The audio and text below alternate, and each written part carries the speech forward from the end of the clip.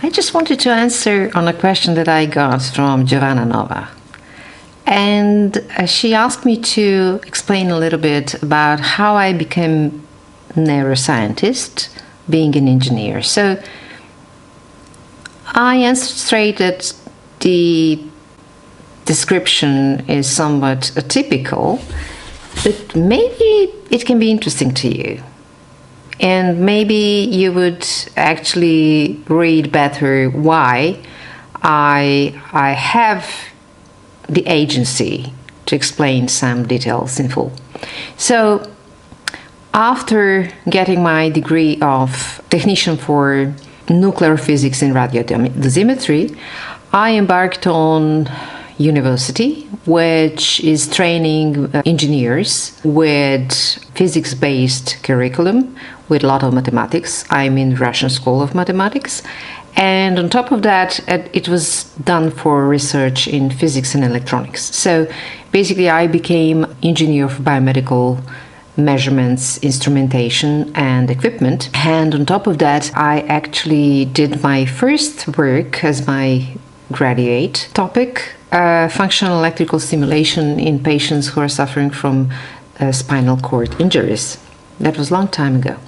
But the thing is that at one point, when I was about to decide whether I'm going to become an engineer or go in medicine, I realized that I would be having much better toolkit to study and analyze and maybe understand and interpret physiological phenomena. Because, even when I was very little, because I'm child of two psychologists who are expert in human behavior and also in understanding background of our moods and understanding our feelings, empathy, etc.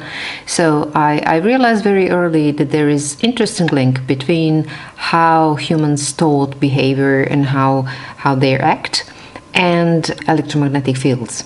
So I was always fascinated with electromagnetic fields. I completed also my journey as a trained singer in bel canto singing, and I've been trained to play piano, which I didn't touch for quite a long time. I have a deep love for music, and sound is very important to me. So singing is my thing. After I graduated biomedical engineering and electronics, I actually realized that in order to really bring some innovations to the field, I really need to learn more about physiology. And then I moved to another department. Actually, this is completely different school on the same university, but I was studying general physiology and biophysics. And after 3 years of studying, I got diploma, and I embarked on magisterium back then, because before they enter Bologna system in grading the levels in university knowledge, it was much more thorough, I think. And I think the Bologna system is a mistake, because previously, after graduation,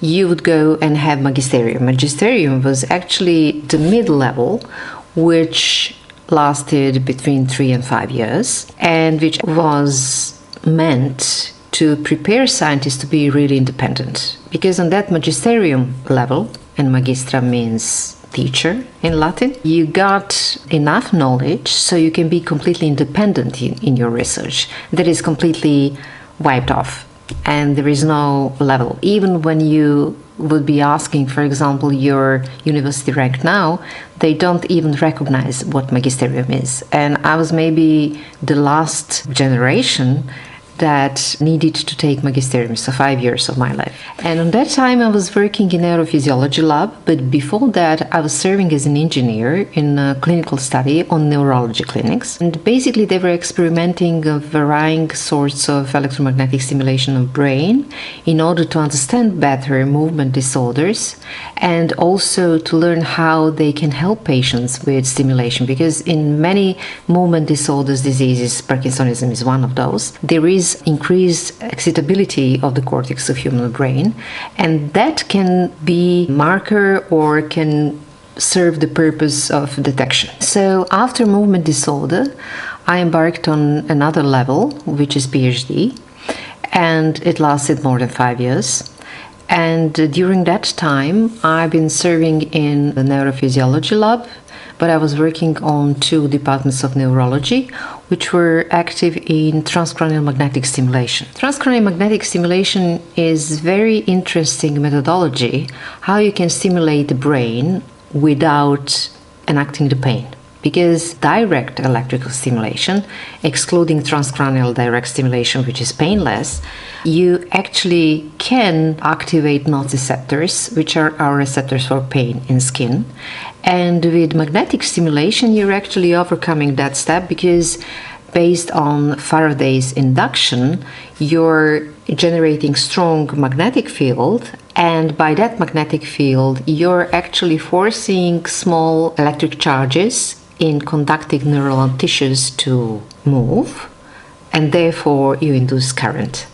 And by that you're actually inducing something which is completely painless to stimulate certain targets in brain and to do diagnostics or also treatment. And this is very interesting, for example, in mood disorders, like in depression. So my next step after acquiring PhD in neuroscience, actually I was always acting as someone who is interested in electrical signal analytics. And coming from that field, I strongly believe that I can understand better what is going on with that communication between living tissue and electromagnetic field, which was proven right, because I did resolve some geometrical issues in transcranial magnetic stimulation. Beside that, I've been always interested in how mood can change based on electromagnetic stimulation, and this is not a new question by any standard, because if you remember how Frankenstein was made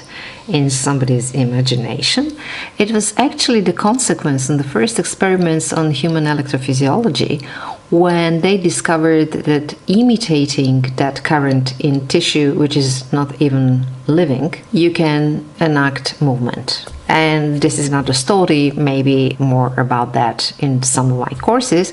But again, as an engineer, I actually embarked on research in electrophysiology. Electrophysiology is the field of physiology which is measuring electrical signals which is generated by the systems of organs in our body. For example, electromyogram is the signal when you measure, record and depict the signals which is generating by our muscles. For example, if I do this, the activity of my muscle can be picked up with electrodes on skin here, and you can record that signal and see whether that muscle is properly working. Then the next signal is electrocardiogram. This is electrical signal generating by our heart, and I think it's maybe the most popular signal among all in electrophysiology. And then electroencephalogram, which is electrical signal which is illustrating the activity of living cells in our brain. And this is maybe the most important signal for me and most interesting one.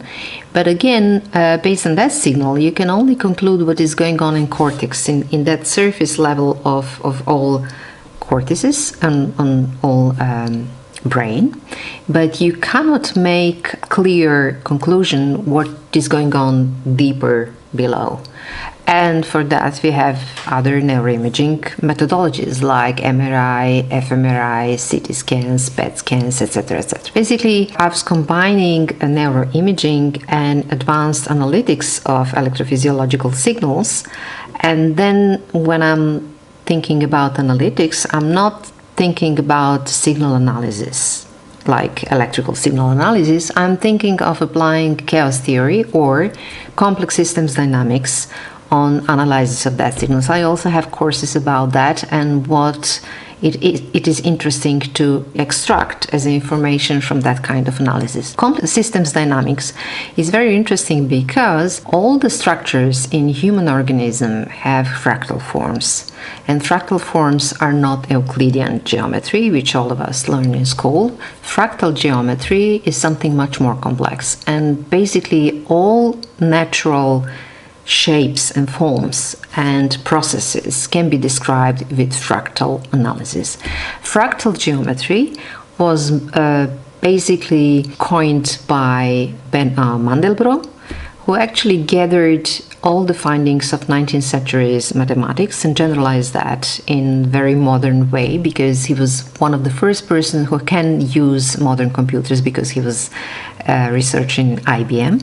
And he was one of the brilliant examples how someone who is newcomer in one field of research can bring innovation, because he has fresh look on that, and he is not into that current consensus or understanding or interpretation of certain phenomena in science. Mandelbrot actually made disruptive changes in any field he touches on. For example, he applied fractal geometry in medicine, but also in finance. And he was actually making completely new world for the world of variability and complex variability in that part of human activity. But also he generated pictures which are used entirely in film industry, which are very alike natural objects. On top of that, I became interested in study of depression and other mood disorders, because in psychiatry they don't use objective-based methods when they are making diagnosis, and I'm actually advocating to change that, because other solutions which are coming from mathematics, from engineering, information theory, complex systems, system dynamics theory, are giving them the tools to improve what I do on the benefit of their patients and to improve their own effectivity in what I do. Thank you for the question, and I hope you understand better what I do now. On top of that, I would suggest to anyone young who is about to embark in his or her career, stay curious and try to learn what really excites you, because there are a lot of things unknown in this world, and there is always something you can find nobody discovered before you, and you can do your part and actually help other people to understand better the world we are living in. Thank you for listening. Bye.